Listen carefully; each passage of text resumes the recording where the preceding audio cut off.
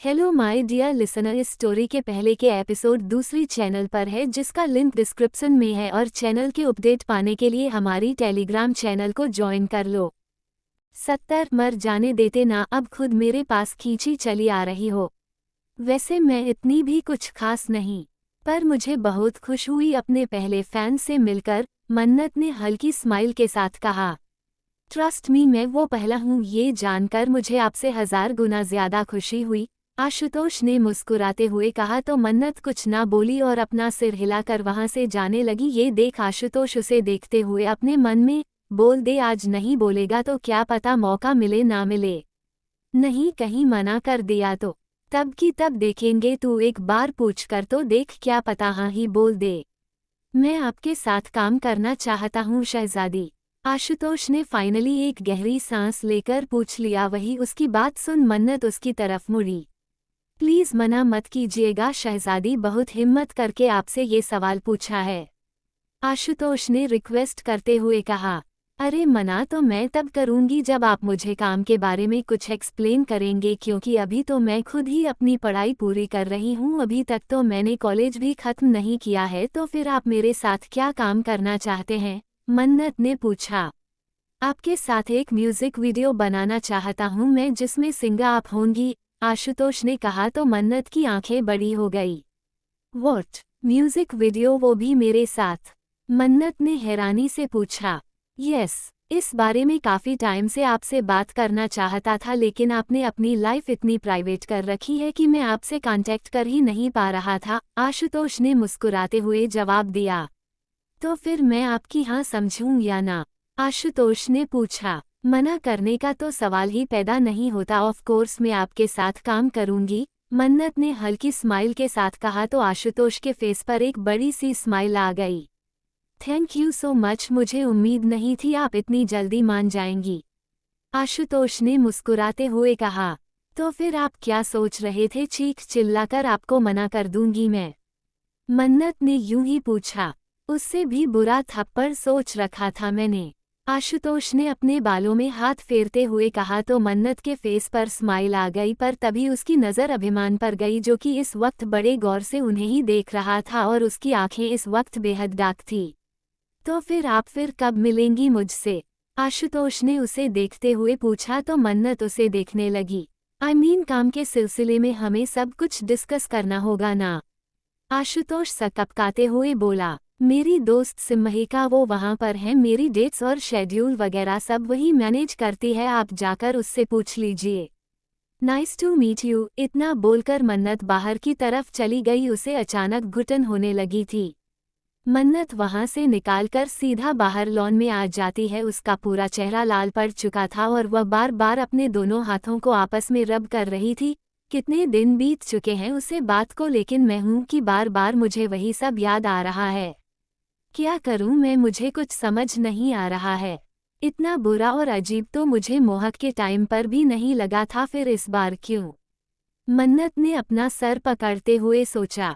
खुद को संभालना होगा मुझे, जब वो मेरे पास नहीं थे तब भी तो खुद को अकेले ही संभालती थी ना, तो फिर अब भी खुद ही करना होगा, मन्नत ने गहरी सांस लेकर कहा। कि तभी किसी ने उसे पीछे से धक्का दिया और वो सामने वाले सोफे पर गिर पड़ी।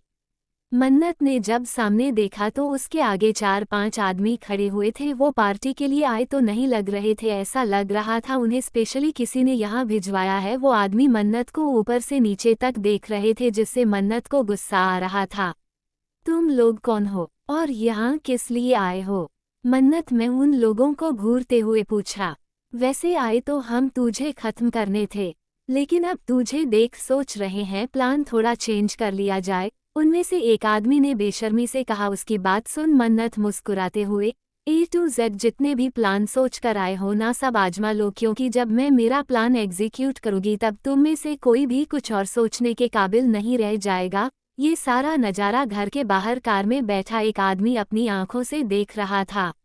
वैसे तो हमें भोली लड़कियां पसंद है, लेकिन तेरे इस चांद वाले मुखड़े के साथ हम तीखी जबान भी बर्दाश्त कर लेंगे, कहते हुए उस आदमी ने अपनी जेब में से एक रुमाल निकाली। ये देख मन्नत समझ गई कि जरूर उस रुमाल में कुछ तो गड़बड़ है, इसलिए उसने बड़ी ही फुर्ती से उस आदमी की कोहनी पर अपने हाथ से वार किया, जिससे वो रुमाल उसके हाथ से छूटकर गिर गया। ये देख वो आदमी गुस्से में मन्नत पर हाथ उठाने लगता है, पर तभी मन्नत उसका हाथ पकड़ पीछे की तरफ मरोड़ देती है, जिससे उस आदमी की चीख निकल जाती है और इससे पहले वो खुद को संभाल पाता एक जोर का पांच उसके मुंह पर दे मारा, जिससे वो जमीन पर लुढ़क कर गिर गया। तेरे तो जुबान के साथ हाथ भी बहुत ज्यादा चलाते हैं, तुझे तो मैं ठंडा करता हूँ, कहते हुए एक दूसरा आदमी उसकी तरफ आने लगा। ये देख मन्नत ने उसके मुंह पर वो रुमाल रख दिया तो वो आदमी छटपटाने लगा। मेरी जुबान और हाथ के साथ साथ दिमाग भी बहुत चलता है, काश तू भी थोड़ा लगा लेता, कहते हुए मन्नत उसकी पीठ पर एक मुक्का मारती है और वो आदमी भी ढेर होकर जमीन पर गिर जाता है। अब एक तीसरा आदमी मन्नत के बालों को छूने लगता है तो मन्नत अपने घुटने को उसके मेन पार्ट पर मारती है, जिससे वो आदमी भी दर्द से तड़पते हुए जमीन पर गिर जाता है। ये देख आखिर का बचा हुआ आदमी समझ जाता है कि इस लड़की से हाथों से लड़ना मुश्किल है, इसलिए वो अपनी जेब से चाकू निकाल लेता है और सीधा मन्नत की पीठ पर वार करता है, पर चाकू उसे लग पाती उससे पहले ही कोई मन्नत को पकड़ दूसरी तरफ घूम लेता है, जिससे वो चाकू मन्नत के सामने खड़े शख्स की पीठ पर जा लगती है। और ये देखते ही मन्नत की आंखें बड़ी हो जाती है, क्योंकि उसके सामने अभिमान था जिसकी पीठ पर चाकू की वजह से गहरा घाव बन गया था। ये देख मन्नत गुस्से में उस आदमी की गर्दन पकड़ लेती है और उसके मुंह पर वार करने लगती है, पर तभी अभिमान की नज़र कार में बैठे उस आदमी पर गई जिसके हाथ में गन थी और उसने वो गन मन्नत के ऊपर पॉइंट कर रखी थी।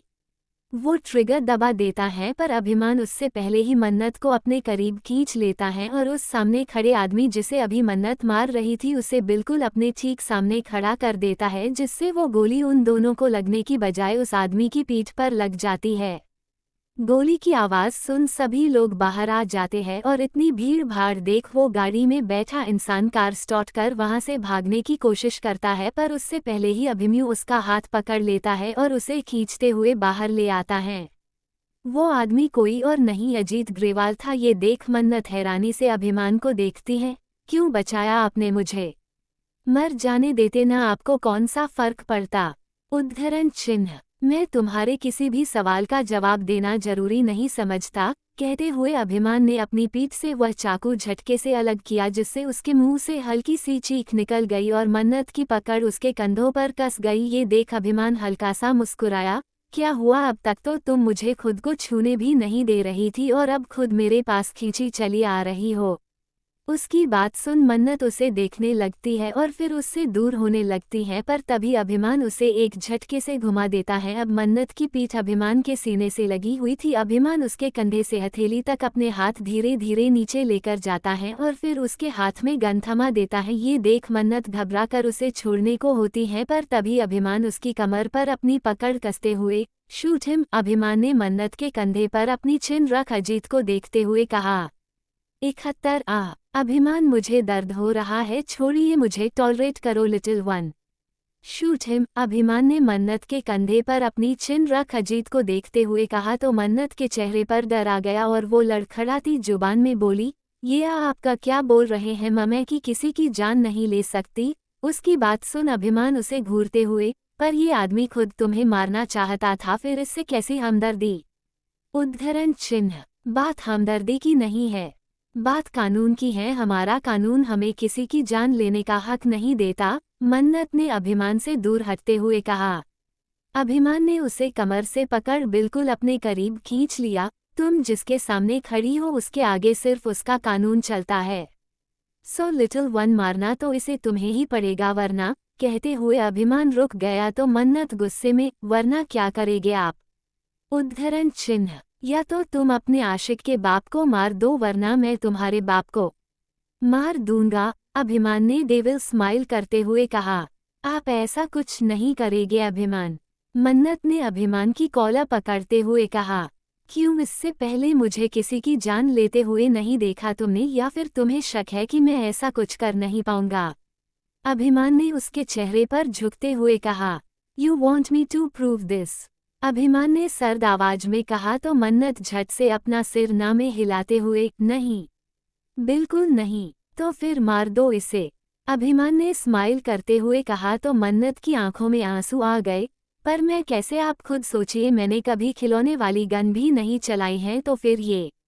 उद्धरण चिन्ह। Stop crying. मैं हूं ना, हम इसे साथ में खत्म करेंगे, अभिमान ने डेविल स्माइल करते हुए कहा और फिर मन्नत के उस हाथ को जिसमें उसने गन पड़ी हुई थी उसे पूरी तरह से अपने हाथों में भर लिया। मुझे जानो दो यहाँ से। तुम लोग ऐसा नहीं कर सकते, अजीत ने चिल्लाते हुए कहा। Are you ready little one? Abhiman ने उसके गाल पर अपने होंठ टिकाते हुए पूछा तो मन्नत ने रोते हुए अपना सिर ना में हिला दिया। पर इन सबसे बेफिक्र अभिमान ने उसकी ट्रिगर पर रखी उंगली पर प्रेशर डालना शुरू किया और इसी के साथ मन्नत ने अपनी आंखें बंद कर ली। उससे ये सब देखा नहीं जा रहा था, पर तभी अभिमान ने उसके गाल पर बाइट किया जिससे उसने दर्द से अपनी आंखें खोल दी। देखो लिटिल वन, देखोगी नहीं तो सिखोगी कैसे? अभिमान ने कोल्ड वॉइस में कहा और फिर उसकी उंगली को पूरी प्रेशर के साथ दबाया जिससे ट्रिगर भी दब गया और गन से निकली हुई गोली सीधा अजीत के सीने के आर पार चली गई। और इसी के साथ मन्नत भी चीख उठी क्योंकि उसके पूरे हाथ में यानी कंधे से लेकर हथेली तक तेज दर्द उठ रहा था। आह अभिमान, मुझे कुछ नहीं करना, मुझे दर्द हो रहा है, मन्नत ने दर्द से कराहते हुए कहा। पर अभी तक काम पूरा नहीं हुआ है लिटिल वन, बस थोड़ा और टॉलरेट करो। कहते हुए अभिमान ने अब गन का कंट्रोल पूरी तरह से अपने हाथों में ले लिया। बस उंगली मन्नत की थी और अब एक के बाद एक 5 और गोलियां रिवॉल्वर से निकली और अजीत लड़खड़ाकर जमीन पर गिर गया। उसका पूरा सीना छलनी हो चुका था और जमीन पर चारों तरफ खून के धब्बे पड़ गए थे। ये सब देख मन्नत को बहुत डर लग रहा था, ऊपर से उसके हाथ का असहनीय दर्द बर्दाश्त के बाहर जा रहा था और इसी के साथ अगले ही पल वो अभिमान की बाहों में झूल जाती हैं और अभिमान उसके चेहरे को देखते हुए उसके बालों को उसके चेहरे पर से हटाता है और उसे संभाल कर अपनी गोद में उठा लेता है। मुझे ना इस लड़के का कुछ समझ नहीं आता है, कल जिस लड़की को इतना कुछ सुनाया, इतना बुरा बर्ताव किया उसके साथ, और आज देखो उसी के लिए न सिर्फ अपनी पीठ पर जख्म खाया, ऊपर से उसे चोट पहुंचाने वाले इंसान को भी मार दिया। आखिर ये चाहता क्या है?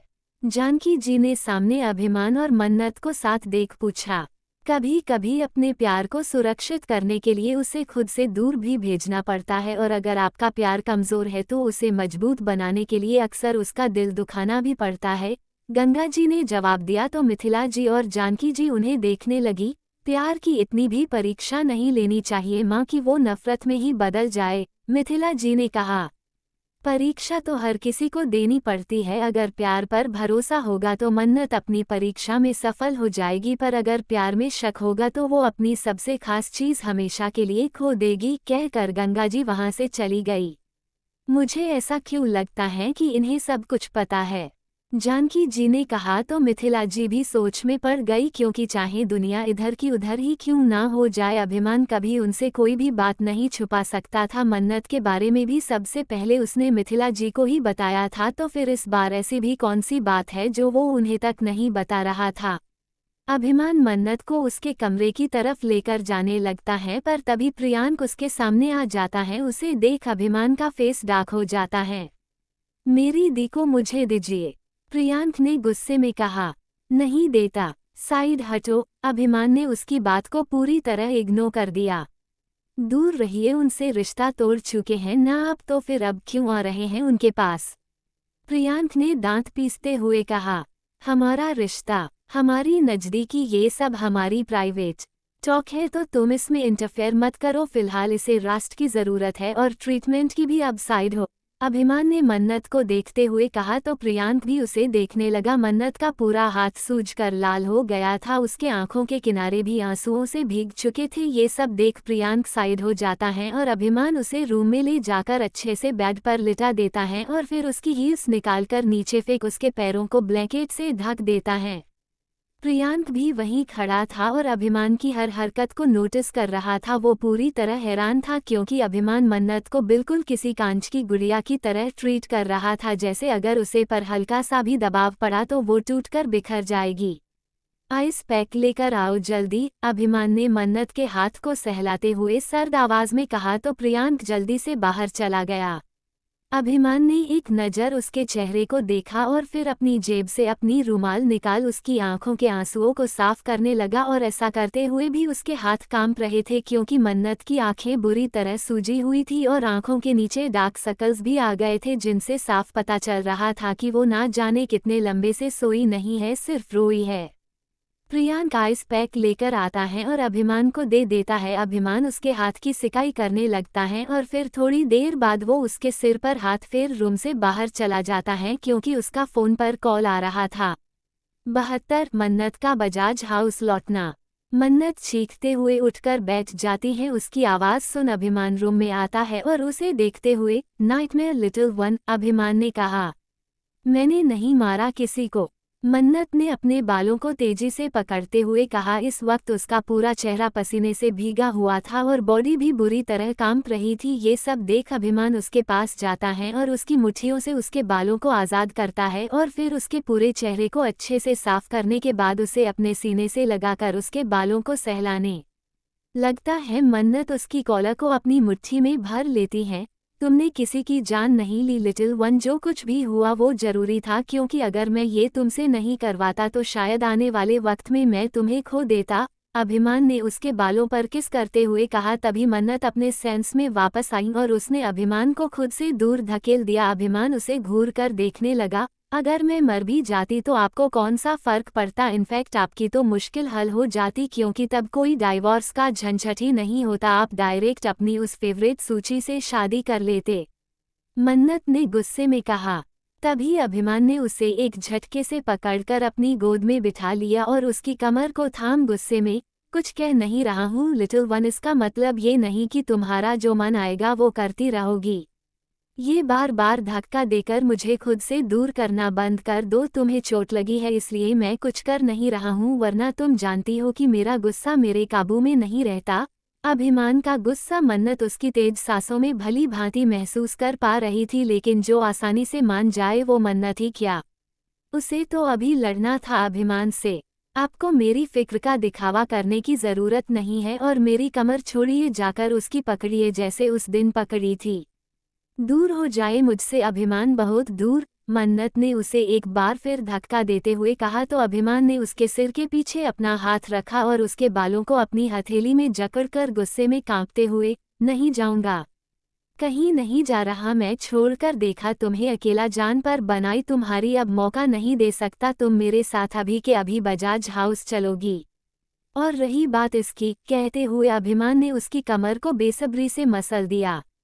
ससुस, मन्नत सिसक उठी। मत कीजिए अभिमान, कहते हुए मन्नत ने अपनी बढ़ती धड़कनों को काबू करने की कोशिश की।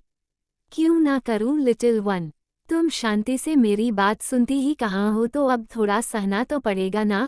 कहते हुए अभिमान ने उसकी साड़ी की प्लेट्स खोल दी। ये साड़ी क्यों पहनी थी तुमने, अभिमान ने बेकाबू आवाज में कहा। क्यों, क्योंकि मुझे पसंद है, मन्नत ने सिहरते हुए कहा। तो अभिमान ने उसकी गर्दन पर अपने होंठ रख दिए और मन्नत मचल उठी।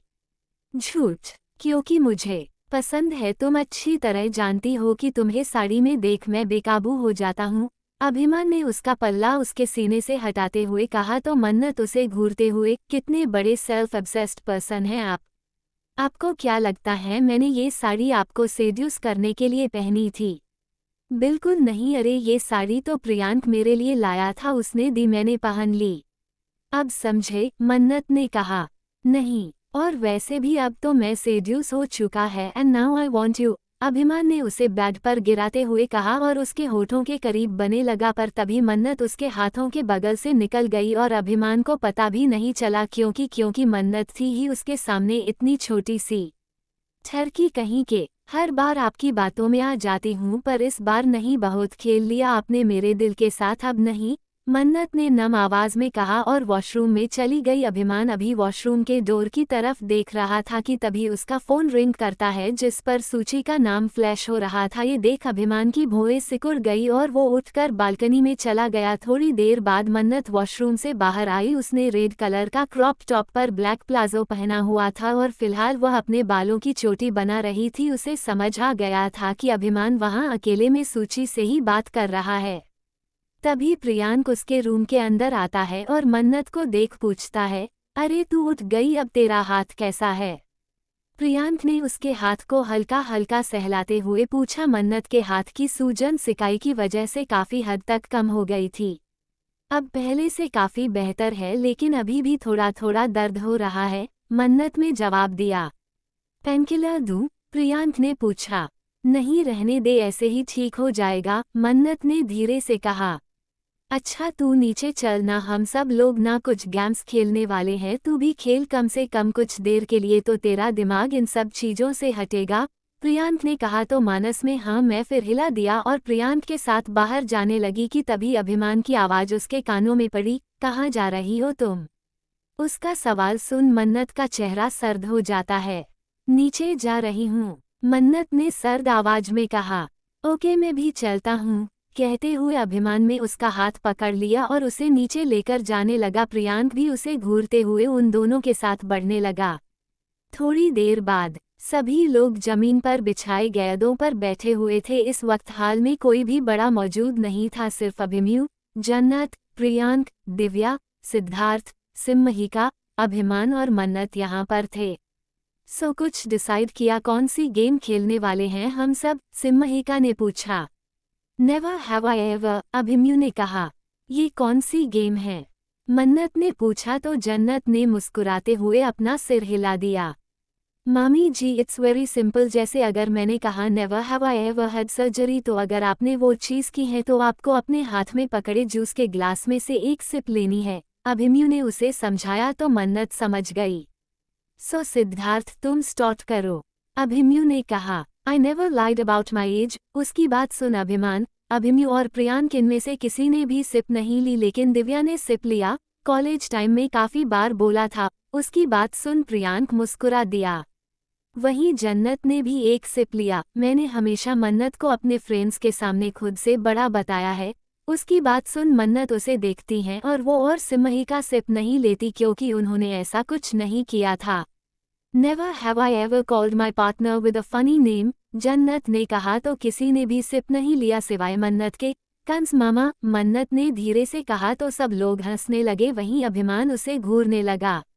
Never have I ever kissed someone, Abhimanyu ने कहा और सिप ले लिया। जन्नत ने भी सिप लेते हुए उसका ही नाम लिया। वहीं दिव्या ने भी सिप लिया, लेकिन उसने किसी का नाम नहीं लिया। सिद्धार्थ, प्रियांक और सिम्महिका ने सिप नहीं लिया। वहीं अभिमान और मन्नत दोनों ने ही साथ में सिप लिया और अभिमान उसे देखने लगा तो मन्नत ने अपनी नजरें फेर ली। It's getting bored now, I will ask a tricky question, Simmhika ने कहा। तो सब उसे देखने लगे। Is your partner was your first love? उसका सवाल सुन लगभग सबके चेहरों पर 12 बज गए। अभिमन्यु ने डरते हुए अपना सिर ना में हिला दिया। ये देख जन्नत उसे देखने लगी। श्रुति कॉलेज टाइम में मेरी गर्लफ्रेंड थी और मेरा फर्स्ट लव भी। जन्नत ने भी अपना सिर ना में हिला दिया। आरुष, शादी से 1 महीने पहले ही हमारा ब्रेकअप हुआ था और वो ही मेरा फर्स्ट लव था।